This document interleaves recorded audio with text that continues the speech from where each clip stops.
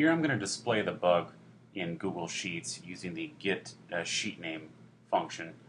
So what I've done here is I've created a new spreadsheet that has two sheets in it. I have home right here, which is blank, and I have, oops, let me go back, here's home. This is home right here, which is blank, and go back to replace, which is also blank. I go into my script editor here, which is I've already opened right here, and here's the sheet itself. Here's the function itself. I apologize.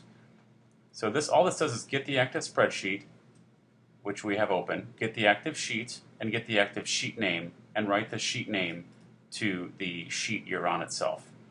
If I'm on the replace sheet right here and run it, it'll run perfectly fine right there, perfectly fine.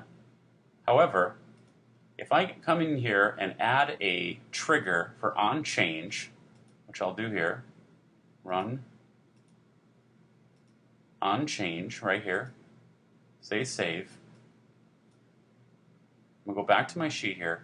Remember earlier the home tab was completely empty and bare. I'm not going to go back there just yet. What I'm going to do is I'm going to change this up a little bit. I'm going to go over here, change a couple things, and I'm still not going to go back to the home screen because I want that to execute on its own. I'm going to go back to the actual script itself, run it, and because I was on the replace page, if I go back to replace, it'll show up perfectly fine right here. But again, I'm going to sit here, I'm going to change some data, change it, nothing. And in theory, what happens, because this is an on change, by now it should have shown on this sheet. What I'm going to do now is switch to home screen, and by switching to home, you'll be able to see that it is run on the home screen multiple times, despite my never actually being on the home screen. There you go.